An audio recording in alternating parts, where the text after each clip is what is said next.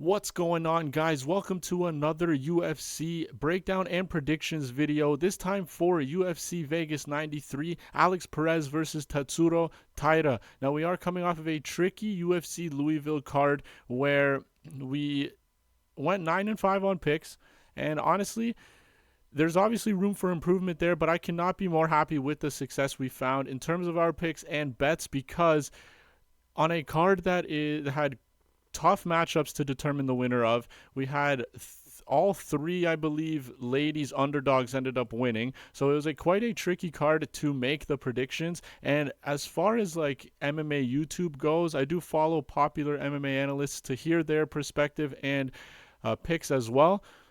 I use it kind of like a research tool. We had one of the best predictions rate at a tricky UFC Louisville card, so I cannot be more happy with the outcome of that.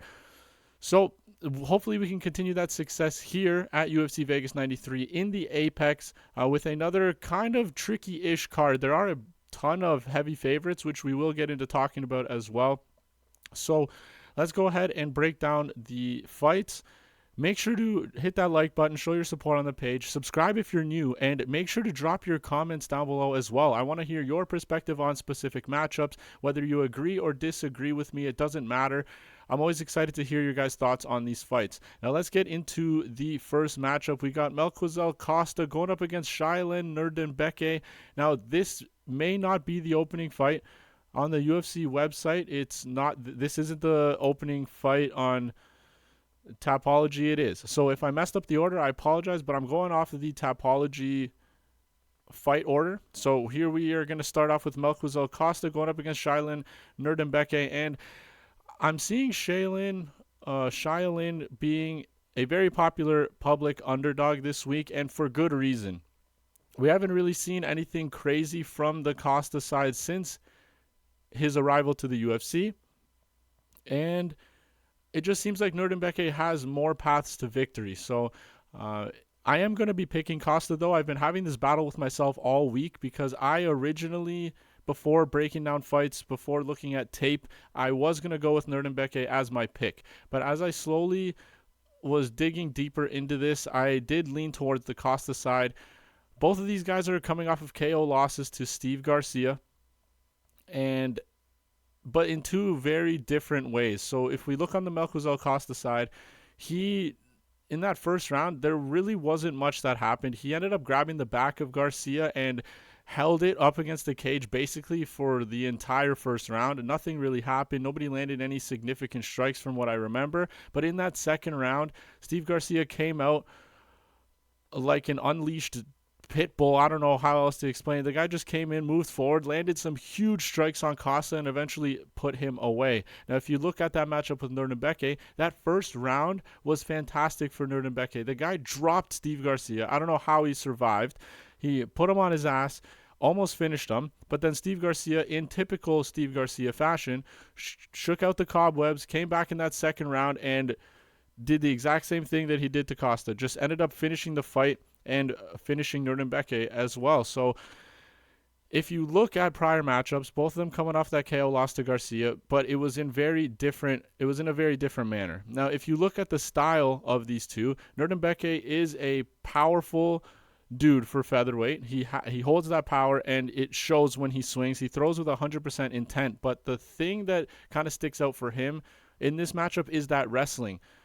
He will be able to find his takedowns. He's typically successful at getting his opponents to the ground, and if Costa gets down to the ground, I don't know that he's going to be able to. We haven't really seen like too much of a grappling, like his grappling skills in the UFC yet. He did come into the UFC on short notice to fight Thiago Moises, which is a tough task for anybody, never mind a short notice debuter, but he was able to fend off those takedowns early.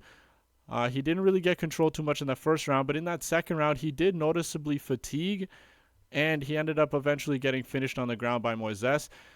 I can't really hold too much against him for that one because it is Thiago. He's a fantastic fighter, and he was up at lightweight for that fight on the Costa side, which is not his natural weight class, and it was on short notice. So that fatigue is kind of understandable. You know, he is 1-2 in the UFC. Both of his fights are at lightweight, though. When he fought Steve Garcia, I believe it was a week postponed due to like a medical reason on one of the fighters. I don't know exactly on which side, but they ended up fighting the week after, I believe, and it was up a weight class. I don't know if like one of the fighters couldn't cut weight, but then he ended up getting knocked out. His only fight at featherweight was against Austin Lingo, who is borderline not UFC caliber, but he pieced Lingo up on the feet. His striking looked fantastic. I do want to say, though, is Lingo did find some decent shots on Costa, and thankfully his chin did hold up, because if Nuerdanbieke ends up landing those big shots, I don't know if Costa's going to be able to take them, because Nuerdanbieke holds that power. Now, typically when I'm picking fights, I do try to pick the fighter that has the most variety of paths to victory, and on the Nuerdanbieke side, I can see a couple. If he ends up landing a heavy strike, I can see him wobbling Costa and possibly finishing him with ground and pound. I can also see Nuerdanbieke taking Costa down. Nuerdanbieke has fantastic timing on his double legs, and he powers through and he commits to them, and he will probably be able to take Costa down. Now, I do want to mention that Moises fight again, because Costa did a great job getting back to his feet early on, and until he fatigued. And like I said, it was on short notice, up a weight class, so I don't know if that has much to play into it. I am going to trust that Melquizael Costa does use that range. He does use that fun, exciting striking style that we saw in that Austin Lingo fight, and ends up getting a decision victory over Nuerdanbieke. But I can see Nuerdanbieke also solidifying some takedowns, doing some good damage on the feet with his power strikes. And I'm just worried about Costa getting caught by something. I'm getting worried about him getting taken down and controlled on the ground. But I'm not ready to write him off yet. I am going to go with Costa to get a decision victory over Nuerdanbieke, but I can completely understand Nuerdanbieke being a popular dog this week. Now, I've spent way too much time on this one. Let's move on to the next fight. Next up, we got a women's strawweight bout. Josephine Knutsson going up against Julia Polastri. Now, I know a lot of people aren't fans of betting on women's MMA, because as you saw like last week, all the underdog ladies won. And whether they deserve to win or not, doesn't matter. They all ended up getting a victory. So it's always tough to commit and be confident on a women fighter. There is a handful of them, like the Shevchenkos of the world, the Weili Zhangs of the world, but typically, for the most part, it is tough to be super confident in a lady fighter. For me, this week, Josephine Knutsson is actually a very confident pick on my side.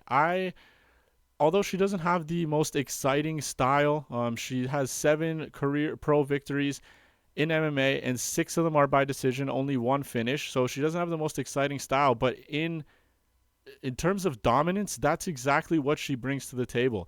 If you look at her Contender Series fight, she went up against a kickboxer, I believe it was, and early on in that fight, she really set the tone. She came out.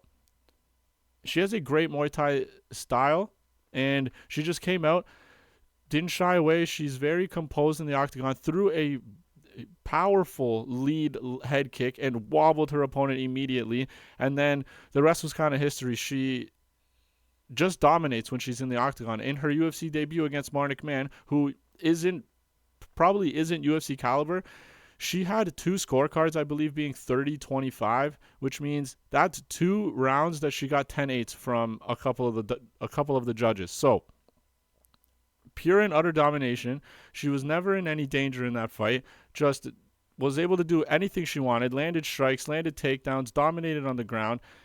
And I've just been a big fan of Knutsson and just her composure, despite not having too many pro MMA fights. And if you look on the Julia Polastri side, she is like, in terms of demeanor, these 2 fighters are completely different in that cage. You got Knutsson, who is very serious, very composed, and is just ready to fight. Super focused. Now, if you look on the Polastri side, she almost looks like uninterested to be there. Like, she hands low, walking forward, doesn't mind taking a shot to give one, and is just in her opponent's face at all times. On the Dana White's Contender Series fight, in her last fight, that's exactly what she was. She was just walking down her opponent. She did not care for anything that was coming her way, just ate everything and just kept moving forward. I don't know if that's the best strategy against a striker like Knutsson. Obviously, Knutsson, like we mentioned, isn't this crazy finisher. She doesn't have like fight-ending power.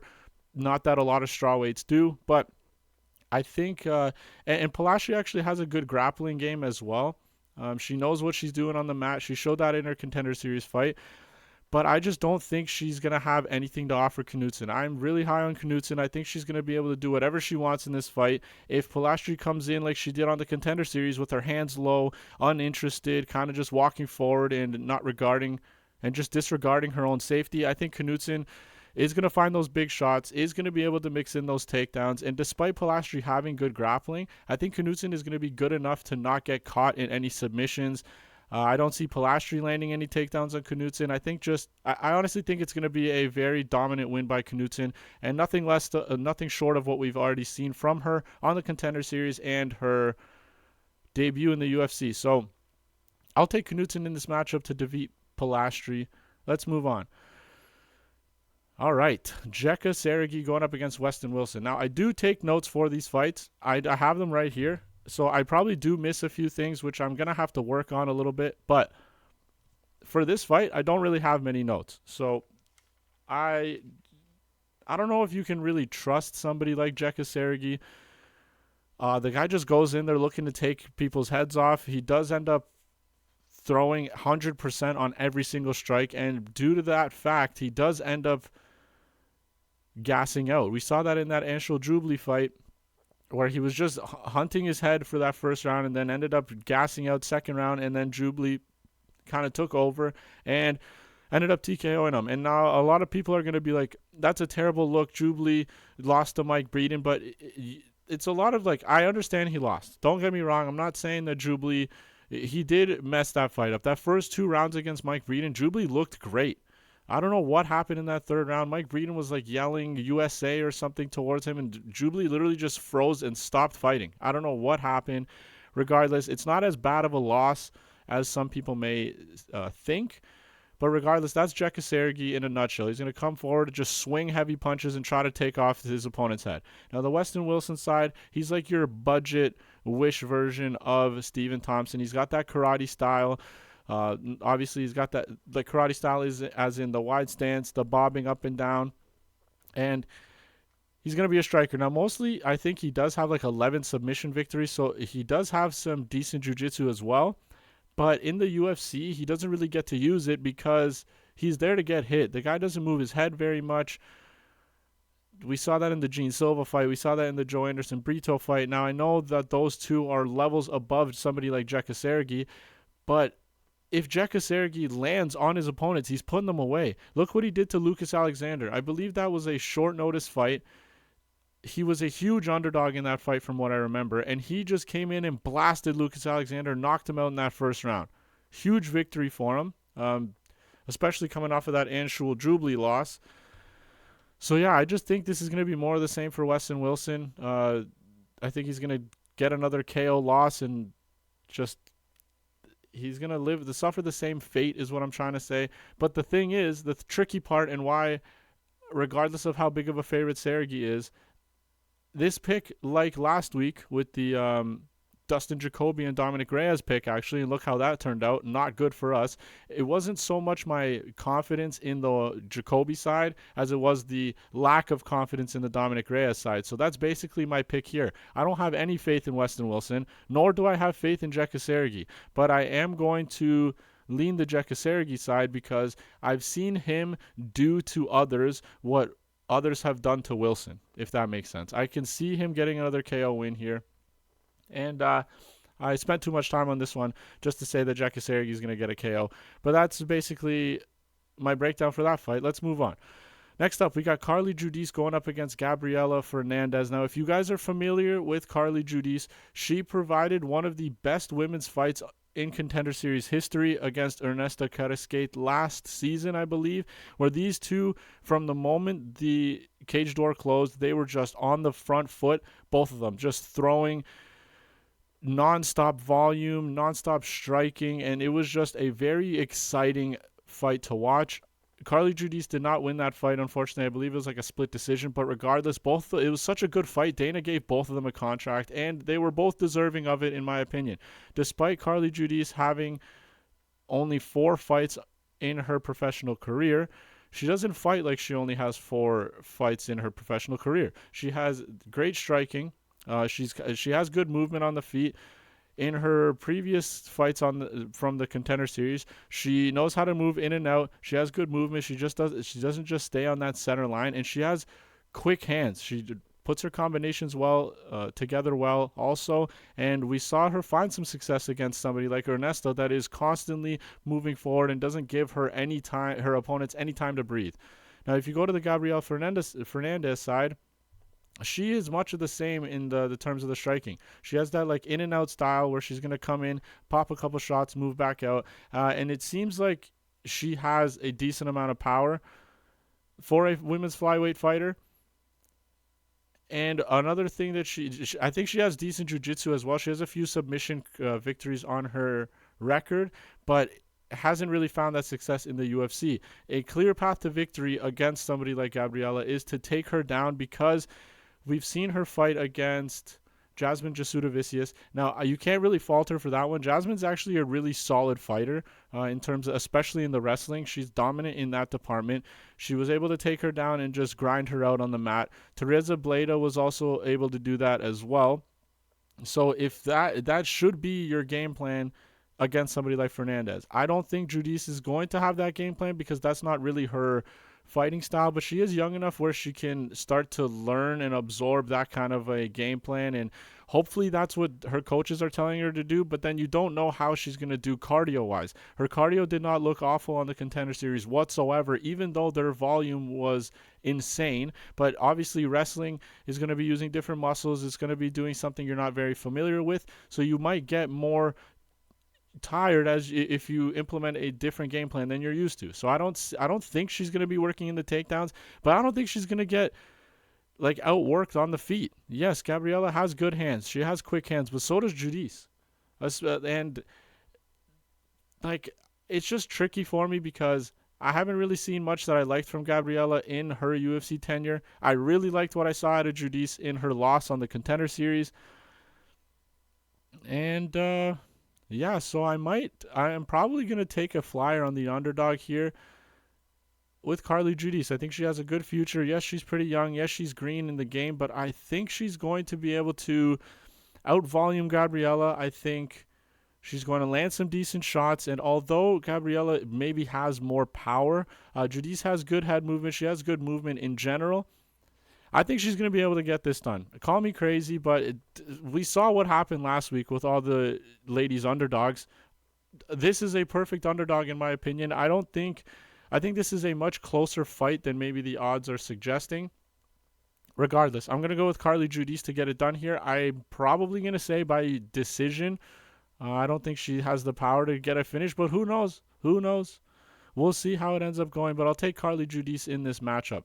Next up, we got Brady Hiestand going up against Garrett Armfield, and here is another really confident pick for me this week, Garrett Armfield to defeat Brady Hiestand. Now, the reason why I'm saying this is because beyond like offensive wrestling control on the mat, that's like maybe not control, but other than like offensive wrestling, I think that's the only portion of fighting where Brady Hiestand may have the advantage over Armfield.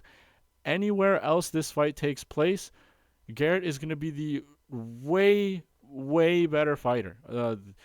Garrett is a very underrated fighter in my opinion. If you look through his UFC career so far, his only loss is in the featherweight division against David Onama, who is kind of a savage. And Garrett Armfield, like I said, that's up a weight class. He's naturally a bantamweight, went up to featherweight for that fight, and took the fight on, like, I think a week's notice against David Onama, who is kind of a savage, like we just said. And he had his moments in that fight, don't get me wrong, but you can't really fault him for that loss. Now, his 2 fights at bantamweight so far, he absolutely sparked Kazama in Singapore, I believe. That's where they fought. Looked fantastic. His hands looked great there, quick, powerful. Ended up putting Kazama away in that first round. Fantastic performance by him. In his most recent fight against Brad Katona, who just destroyed Jesse Butler, who is by no means at the level of Garrett Armfield, but just absolutely ran through him. So that's kind of give you an idea of how dominant Katona can be. And Garrett Armfield did great in that fight. I know some analysts say that was quote-unquote robbery, or they maybe should have went to Katona. I disagree. Armfield did a great job fending off takedowns. Even when he did get taken down, he bounced back to his feet quickly. Katona didn't really mount any offense, and Armfield was clearly landing the better strikes on the feet. I think that was a clear win for Armfield. I think he has very underrated striking. I'm excited to see him back in the octagon. And then on the Brady Hiestand side, the only thing he really offers is that offensive wrestling. Garrett Armfield has fantastic takedown defense. We saw that against somebody like Brad Katona. Now, Hiestand is an absolute dog, though, and I will give him this. He does get hurt in his fights, but the thing about him, in the reason why these kind of fighters are live underdogs, is because regardless of getting hurt, he never quits. He tries his best to keep fighting, get back into the fight, but the problem is he does get hurt. Now, he doesn't really look 100% confident on the feet. He's kind of jerky in the motion. He does throw out some kicks here and there to like kind of keep the range of his opponents, but ultimately he does want to work in those takedowns. Now, the biggest reason, like I said, that I'm picking Armfield is Brady Hiestand gets hurt in his fights. We've seen it in the past. He got dropped by Ricky Turcios, which is not a good look, on the Ultimate Fighter finale. Against Fernie Garcia, gets dropped in like the first 30 seconds. It didn't count as a knockdown, but this guy almost folded. But then, like I mentioned, he's an absolute dog. He got hurt badly in that Fernie Garcia fight, but he ended up coming back and then basically weathered that storm early, and then for the rest of the fight was able to take down Garcia, control him on the mat, and get that win. In his most recent fight against Dana Batgari, same sort of idea. First 2 rounds, not doing well. I'm pretty sure he got dropped by Dana as well, if I'm not mistaken. He gets hurt. He gets hit. He gets bloodied up, which is obviously not a good look in the judge's eyes. That's just a cumulative damage that's going to be in favor of Garrett Armfield. Armfield's going to land. He's going to touch up Brady. He's going to hurt Brady in this fight. Hiestand has shown time and time again that he's hittable, that he can get dropped, he can get rocked, and I just don't think his offensive wrestling is going to be enough in this fight. Armfield has fantastic takedown defense. I think he's miles ahead on the feet, where this fight should mostly take place. I think Garrett Armfield gets a knockout here. I truly believe it. We've seen Hiestand get hurt plenty of times in the UFC, as I've mentioned, 37 times so far in this breakdown. But let's keep moving because I'm taking way too long on these fights. Give me Garrett Armfield by a KO. Next up, we got Jimmy Flick going up against Nate Maness, and there's not really much to say here. Beyond a Hail Mary submission, Jimmy Flick doesn't really have much of a path to victory in many of his fights. If you're getting beaten up by Malcolm Gordon and then require a Hail Mary submission to defeat him, I don't think you have any chance of beating somebody like Nate Maness. Nate Maness, his only 2 losses in the UFC are to those Dagestanis, Tagir Ulanbekov, I believe, and Umar Nurmagomedov. How are you going to fault the man for losing to dominant Dagestanis? Jimmy Flick is not going to be that guy. Jimmy Flick doesn't have good offensive wrestling. And like I said, I'm not going to spend too much time here. I think Nate Maness gets a TKO victory. Probably hurts Jimmy Flick. Jimmy Flick hits the canvas, and then Maness follows it up with a couple of finishing shots. Beyond Jimmy Flick getting a Hail Mary submission, I don't see him winning here. If I drop Jimmy Flick, if I'm Maness, I let him get back up to his feet and just finish the fight. So give me Nate Maness to TKO/KO Jimmy Flick in this matchup here. Pretty high confident pick, but he's a super big favorite. I think he's like minus 450 or something. Maybe minus 500 by now, so who knows. Next up, we got Tagir Ulanbekov going up against Joshua Van. Now, this one I've been so torn on. I do not know who to go with. I really want to go with Ulanbekov. It just seems like the more reasonable, I have no idea what I'm trying to say. It seems like the more reasonable pick here. Ulanbekov just seems like there's a path to victory for him. Take down Joshua Van and grind him out on the mat like in typical Dagestani fashion, which he has in his back pocket. He isn't like your typical Dagestani fighter because he does like to strike as well. But in this particular matchup, I think that's going to be the wrong decision to make because Joshua Van has slick boxing. The guy went up against Kevin Borjas, who was arguably a better striker, and even though he dropped that first round, he gets better as the fight goes on. Like, he's kind of slow and he kind of makes his reads in the first round. He will go forward and try to land those big shots, but as the fight goes, every minute the fight passes, the kid just gets more aggressive, more willing to engage, more volume. The second and third rounds are his bread and butter. So that actually might play in his favor here, but it depends on what Ulanbekov's game plan is. Like, in Ulanbekov's past fights, you see him entertaining those striking exchanges with people, and it doesn't usually turn out well for him. Like, a lot of analysts are going with Ulanbekov this week, which I understand why. We haven't really. Joshua Van's only 22 years old. His last loss was against somebody that dominated him in wrestling. We haven't really seen Joshua Van go up against a true wrestler in the UFC yet to know how he's going to do with that takedown defense, how he's going to do with his get-up game, how his cardio is going to hold up, getting arrested, like having that wrestling pressure against him. So I understand the Ulanbekov pick. I don't think I'm convinced. I'm high on Joshua Van. I think he's a fantastic fighter. If Ulanbekov entertains striking with this kid at all, he's going to regret it. Because before I went on this tangent, I mentioned a lot of people are picking Ulanbekov, but not many of them are mentioning the fact about how hittable Ulanbekov is. Tim Elliott was able to drop him. He in his last fight against, who was it against? I'm gonna have to look back here on my notes real quick. I don't know why I don't have Tapology up, but his last fight against, oh my gosh, I'm gonna have to pop open Tapology. Uno Secundo. Let me see what I am trying to say here. Who was his last fight? Cody Durden.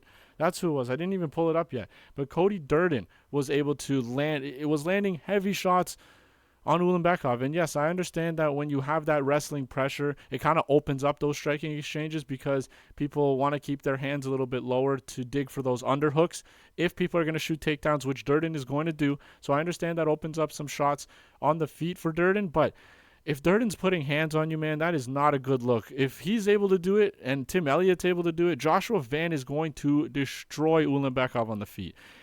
If this fight stays standing, Joshua Van is going to run away with this fight 9 times out of 10. If Ulanbekov can get those takedowns, which typically Dagestani fighters can do, he's probably going to be able to grind out a win over Joshua Van. I just think at Joshua Van's age, he is very green. He is 22, but he has 11 professional wins. But he's like a sponge. He's so young that has a lot to learn, and he's just in there grinding. It seems like he improves every single fight from his Zhumagulov fight. He looked great in that fight, but the improvements he's made since then, he looks better every time he gets in that octagon. I'm going to trust the 22-year-old to get this done. I don't know, man. Ulanbekov is way too hittable for me. He doesn't engage in that wrestling as quick as I'd like him to in a particular matchup like this. And although Ulanbekov is live for a submission, Joshua Van is also live to just absolutely piece up Ulanbekov on the feet. We've seen Ulanbekov get hurt by lesser strikers, get dropped by lesser strikers. So I'm going to take the dog shot on Joshua Van. I think he has a bright future. Yes, this may be a little bit early for him, going up against somebody like Ulanbekov with the experience, with the danger factor in terms of this submission grappling, but I am going to go with Joshua Van to get this done. I think that's what I'm settling on. That's the feeling I've had all week. Even though I've been fighting with myself, I always end up leaning towards the Joshua Van side. So I am going to go take the underdog in this matchup for Joshua Van to get this done. Next up, we got Josh Quinlan, another Josh, going up against Adam Fugitt. Now, this fight was a little trickier for me as well because although I think Josh Quinlan gets this done, his last few performances isn't really giving me the confidence that I'm hoping for. But I did watch back the fights, and although they weren't the best performances, his previous opponents probably run through Adam Fugitt. He came into the UFC after popping for roids on the Contender Series and knocked out Jason Witt. That's nothing crazy because Jason Witt can get knocked out by a breeze, by a gust of wind. Regardless, still he went in, knocked him out. Great win. His next fight, Trey Waters. Trey Waters is a 6'5" welterweight, absolutely massive in size and in length. And Josh Quinlan just had a hard time getting into the pocket and trying to find and kind of finding his strikes. He still was able to land, but that jab of Trey Waters, as we saw against Billy Goff, is money, and it keeps his opponents at bay. And Josh Quinlan had trouble getting into that range that he needs to find success. His last fight against Danny Barlow was supposed to come in and just spark Quinlan because Barlow has insane power. Quinlan was in that fight for the majority of it. He did get sparked in that third round, though, and that's why I'm not 100% confident in the Josh Quinlan side. But then you look back at the Adam Fugitt matchups. He's 35 years old at this point. So this is he's fading from he's probably 3 years removed from his physical prime. We don't know how he's going to look. I think it's been over a year since he fought, if I'm not mistaken. He fought last June against Mike Malott, where he was dropped and then guillotine choked in that second round, which is kind of excusable. I know a lot of people are like, oh, Mike Malott's hype kind of died after that Neil Magny fight. And although I don't disagree, he definitely doesn't have as much hype. In the first 8, 9, 10 minutes, Mike Malott is a dangerous and he's a good fighter. He looked fantastic against Neil Magny. It's just he's not used to getting into that third round. He does carry a lot of muscle around, and he ended up gassing. So that loss isn't as bad as some people may think. Now, before that, he absolutely destroyed Kinoshita, just ran through him. Yes, Kinoshita found a little bit of success on the feet, and did land a decent amount of shots against Fugitt, but there was no point in that fight where Fugitt was in danger. He just absolutely ran through Kinoshita, landed his own strikes, hurt Kinoshita, I don't think he dropped him, but took him down, ended up finishing with elbows from mount, and he looked fantastic in that fight. His short notice debut against Michael Morales, who's going to fault him for that? He was in that fight. He was landing good shots against Michael Morales as well. He did eventually get finished in that third round, but he looked good against an undefeated prospect like Michael Morales, who still hasn't lost since then. He was 13-0 before fighting him, and he's beaten Max Griffin and Jake Matthews since then, which are solid victories. So how are you going to fault him for that one? Now, looking back at those fights, though, Fugitt is hittable. He's not very fast on the feet. I think both of these fighters have the Muay Thai striking background. But in terms of speed, in terms of power, Quinlan has Adam Fugitt beat in those two departments. Quinlan also has decent takedown defense. I think enough defense to fend off somebody like Fugitt, 35 years old, not very quick. I think Quinlan's going to be able to find his shots. I think he's going to be able to get into that pocket, land that power. He's going to be the quicker fighter. Hopefully he did kind of adjust. He was struggling with the jabs of his opponents, and he has another longer fighter in front of him here in Adam Fugitt. So as much as Fugitt is a dog, he's a live underdog in most of his fights because he does get hit. He takes damage, but he doesn't quit on himself. He tries to keep coming back, keep coming forward. But I just think the speed and power, the youth of Josh Quinlan, compared to somebody like Adam Fugitt, I think Quinlan's going to be able to get this done. I can even see him finding that one shot. The only thing that does worry me, though, like I said, Fugitt is a dog, and Quinlan can be low volume at times in hopes that he can find that big strike. But I think he does get it done. If he loses this fight, he's probably not in the UFC anymore. That would be 1-3. And he popped for roids on the Contender Series, so I don't know if they're going to keep Josh Quinlan around. But I do honestly think that he gets this done. Let's move on. Next up, we got Almabaev going up against Jose Johnson, and here's another fight where I'm not going to spend too much time on. Jose Johnson is a 6-foot fighter who's going down to flyweight. I don't know why he's doing that. I don't know how he's even going to make weight. 6 feet going down to 125 is absolutely insane. He's going to probably have a terrible weight cut. He's going to feel like shit. He's going to look like shit during the fight. I don't know how he's going to make 125, if he's even going to make 125. But I guess the only positive you can take from that is this guy's 8 inches taller than Almabaev. I don't even what is the reach advantage here? It's got to be at least 8 inches. So 65 for Almabaev and 71.5 for, so not as much, still a decent amount. It's half a foot, more than half a foot. But yeah, this is an insane size difference, but it's not going to really matter in this fight. Jose Johnson does not fight like a rangy striker. He doesn't use his length, even though he's 6 feet. Even at bantamweight, that's a tall fighter. I'm 6'1" and nowhere near bantamweight. Anyway, he doesn't fight like a rangy striker at all. So I don't think he's going to be able to use that length. He hasn't shown that he does do that. Not that this fight's going to really be on the feet for very long either. Almabaev is from that region of the world. I believe he's from Kazakhstan, but he's from that region of the world that just has dominant wrestling. I think he's going to be able to get takedowns literally whenever he wants. Jose Johnson has been taken down by every single fighter that he's gone up against in the underneath the UFC umbrella, and multiple times at that. You look at the Ronnie Lawrence fight on the Contender Series, got taken down 12 times. Like, yes, obviously that means he's getting back up, but 12 times. Goes up against this guy named Jack Cartwright on the Contender Series, wins that fight, but gets taken down 6 times. Damon Blackshear took him down twice in the first round, twisted him. Chad Anheliger took him down 4 times, and Chad Anheliger only averages 0.8 takedowns per fight in the UFC. Insane. Lesser fighters are taking him down. Almabaev is not going to have any issue doing that. I think he finds a submission here. Jose's going to look like shit going down to flyweight. I don't know how he's going to make it. Let's move on. Asu Almabaev, big favorite for good reason. I think he gets the takedowns. I think he gets a submission. Let's move on to the next fight. Now, this is another fight where I was kind of torn. The odds are correct in my opinion. It is a coin flip. I think Miles Johns is like the minus 125 favorite, so he is the slight favorite, but not too big. And that is who I'm going to be going with in this fight.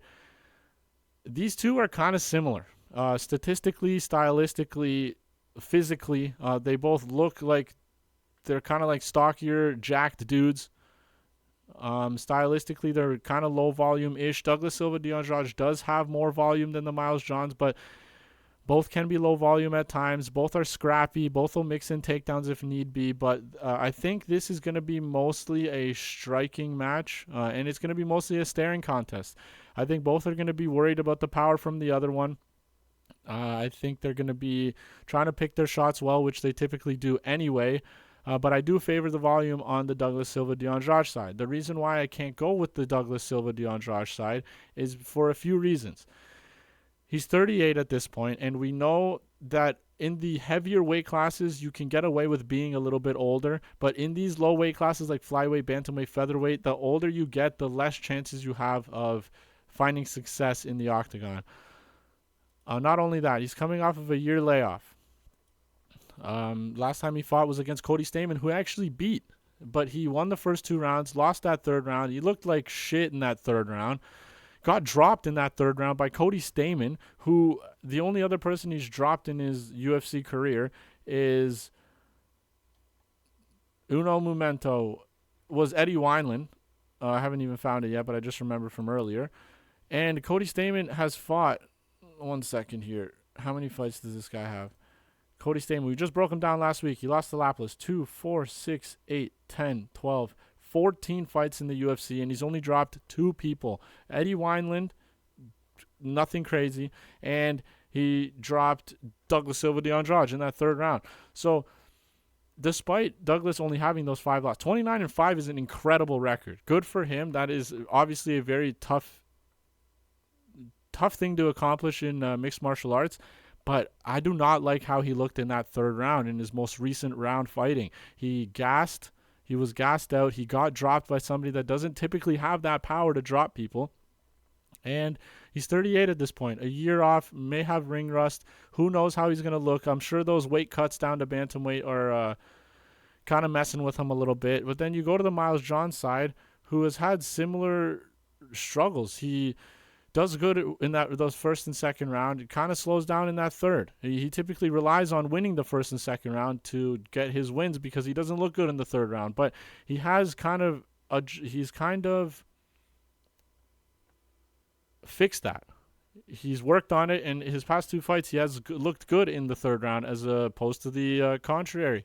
In the Dan Argueta fight, that ended up being a no contest. So some people are saying that it's an Adderall prescription that he has, and that's why he's popping for quote-unquote steroids. And then some people are saying it's actual steroids. So I don't know, but that's why that was turned to a no contest. But he looked good in that 3rd round. Cody Gibson, same thing. He looked good throughout that whole fight. He didn't gas, nothing.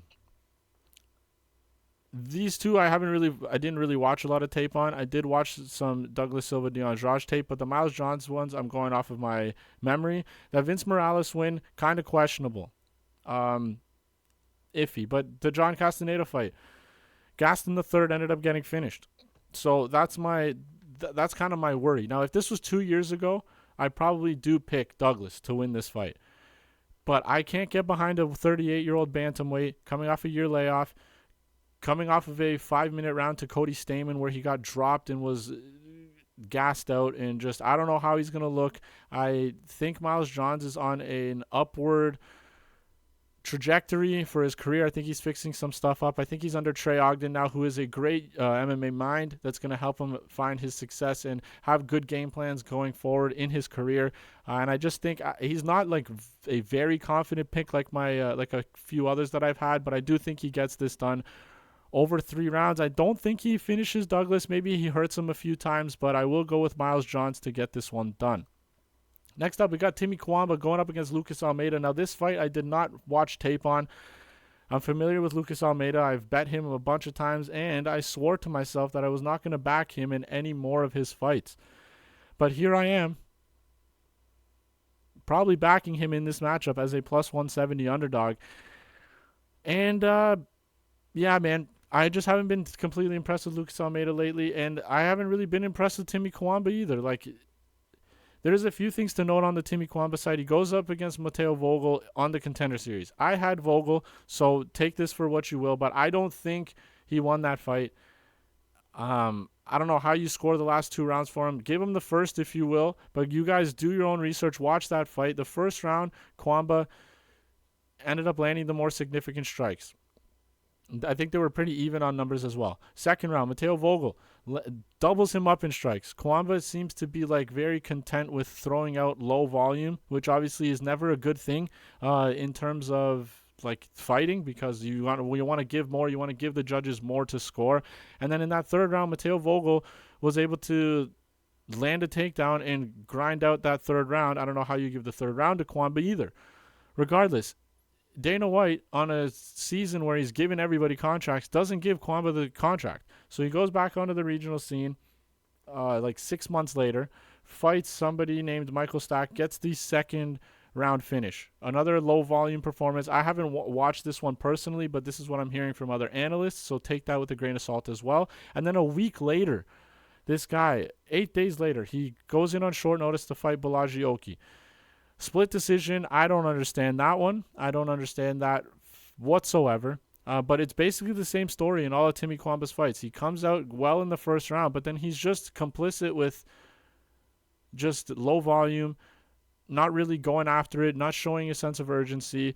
Balaji Oki won that fight unanimously, in my opinion. I don't know how that was a split decision whatsoever. So there's not like... Timmy Cuamba's still only like 25, I believe. Yeah, 25. So he's got a lot of time. He's still learning. I get it. He's green in the game as well. I understand. But it's just he doesn't show a sense of urgency. He's low volume. His last 2 wins...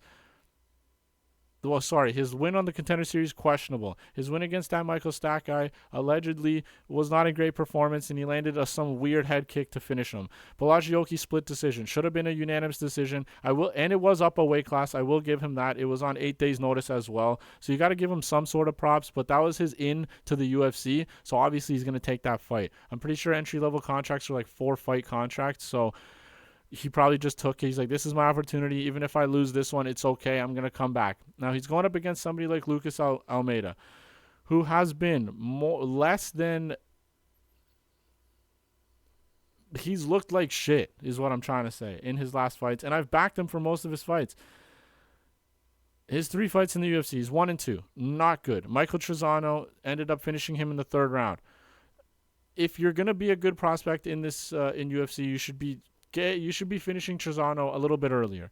He did get the finish, so I'm not going to be like, this guy's shit because he didn't finish Trizano in the first. That's not what I'm saying. But Trizano did drop Almeida in that fight, from what I remember. I'm going to double check if they actually recorded it as a knockdown. Yeah, he knocked down Trizano once.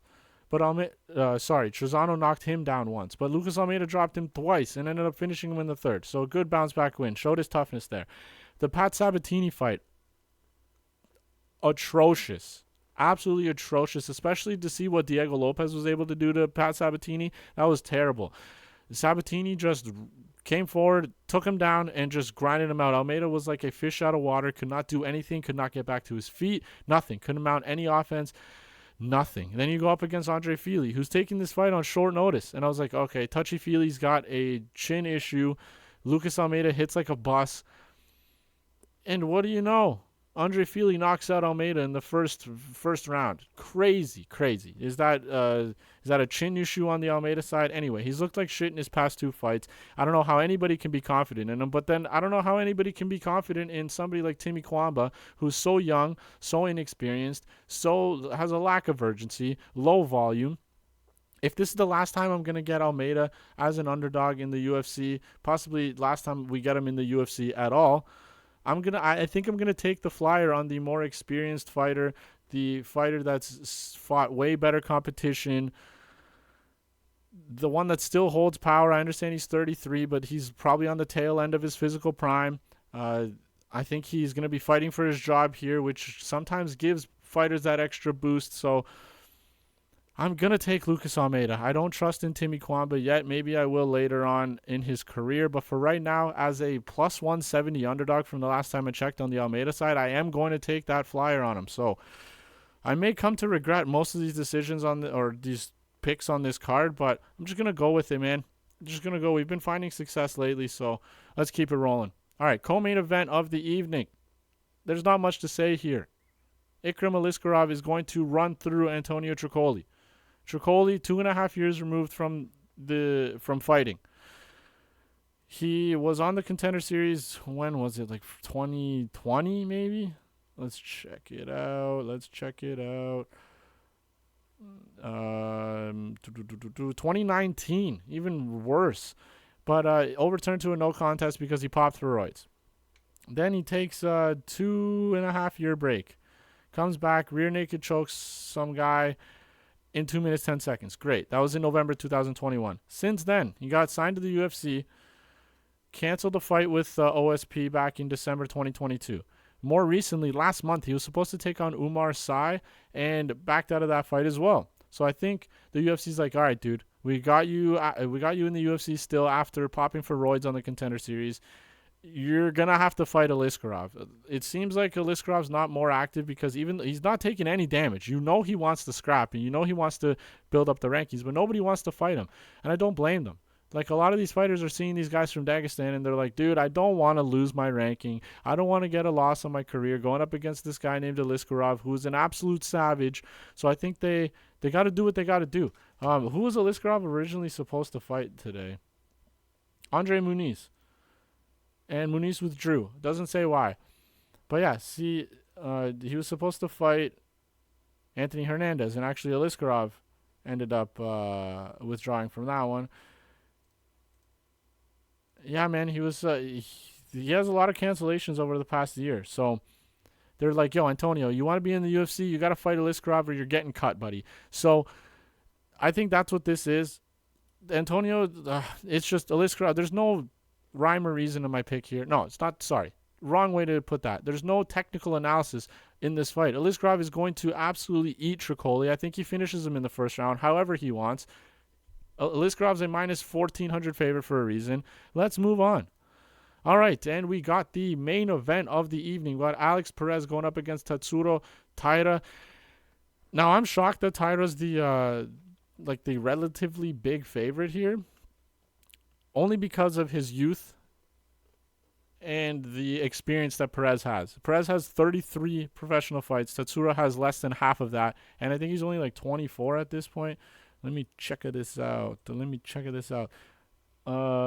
He is 24. The guy's born in 2000. That is wild. Anyway, the guy's 15-0. His grappling is really what stands out in his game. If the fight gets to the mat, this guy is the most dangerous in that section, in that portion, in that area. All mean the exact same thing. But if this fight gets to the mat, Taira is very live for a submission. Alex Perez has multiple submission losses in his career. But one thing I will say, he's got 5 submission losses in his career. But listen to the guys he got submitted by. Okay, so three of them are outside of the UFC, so we won't mention that one. But his last two, Davison Figueiredo, former champion, Alexander Pantoja, current champion, all both in the first round. But how are you gonna like his last? And he got finished by Joseph Benavidez back in 2018. That one really doesn't. Benavidez was a great fighter. That was 6 years ago, so it is what it is. Regardless, how are you going to fault him for getting choked out by a former and current champion? You know what I'm saying? Like, yes, it wasn't the first round. Yes, he probably should have, like, put up a little bit of a better fight. Regardless, Alex Perez, since then, he took a 2-year layoff almost, came back against Makaev, and he gave Makaev problems. A young prospect who was dominating, well, not, I don't want to say dominating because Makaev hasn't really looked the best, but somehow finds a submission in the third rounds of his fights. But he put up one hell of a fight against a prospect after being out of the octagon for 2 years. Comes back a month and a bit later to fight Matthias Nicolau on short notice because Manel Kopp, in typical Manel Kopp fashion, pulls out of every single fight that he gets booked for, and then absolutely sparks Nicolau. That was like a Volkanovski Topuria-esque knockout. Like the same, Nicolau was rotating the same way, Perez was pressuring the same way Topuria was, and he dropped him with the same punch. I think it was a right that put Nicolau out. And it wasn't one of those like typical flyweight finishes where they kind of like stun the person and then TKO him. Nicolau was out, dude. Knocked him cold out, which was an impressive win. But a lot of people, like, they're not really, like, yes, obviously it's nice to see Alex Perez back in the octagon and being so active.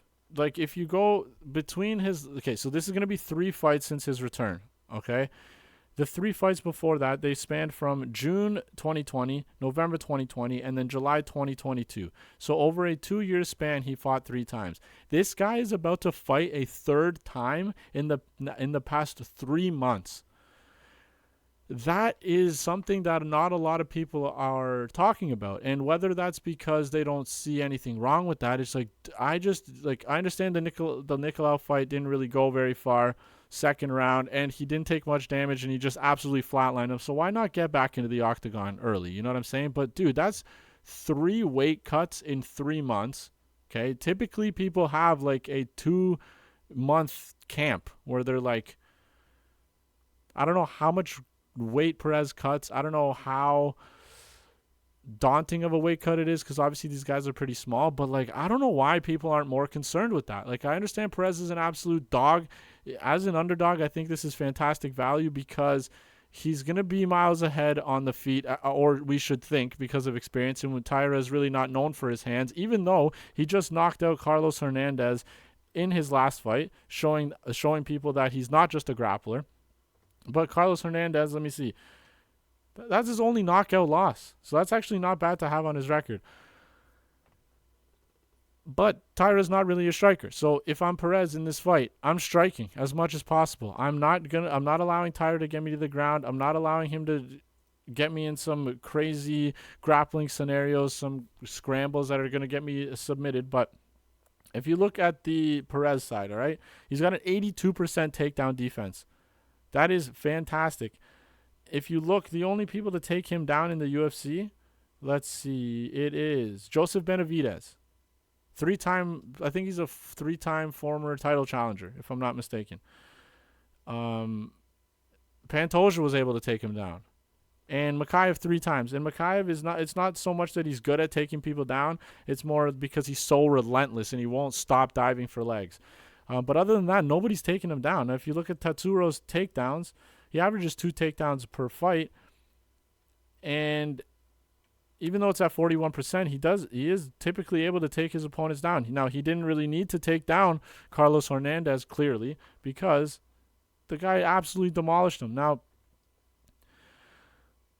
the thing that does worry me, though, is Edgar Chairez fight, because he was able to knock him down, and I think Perez has real power at flyweight, so it does worry me a little bit the longer this fight stays on the feet. But I think I am gonna go with Taira here. I don't know how people aren't worried about that 3 weight cuts in 3 months thing. I don't know how people aren't talking about that more. Like, I know he didn't take much damage in the Nicolau fight. Probably didn't take much damage in the Makhachev fight either. But that cutting that much weight so often, it can't be good for you. It can't be good for you. And plus, we're in a smaller cage. Taira may be able to, like, get some trip takedowns. Maybe he won't need to go for those, like, blast doubles or hang on a single. Maybe he'll push forward a little bit or get Perez up against the cage somehow. Maybe get some clinch scenarios, body lock trips. I think he can pull that off. On the feet, Perez is going to probably be the better striker. Unless Taira has, like, just focused solely on striking. But then again, he got dropped in that Charas fight, so I don't really like that. But yeah, man, this is just more of my faith in the young prospect in Taira. And then I'm just super worried about those. He's fought 3 times. This is going to be his 3rd fight in 3 months, dude. His very first fight coming back was March 2nd against Makhachev. And then he fought April 27th against Nicolau. And now he's fighting June 15th against Taira. So a month and a half between both of these fights, or these 3 fights. No, he had a month and a half between the Makhachev and Nicolau fight, and then a month and a half now between this fight.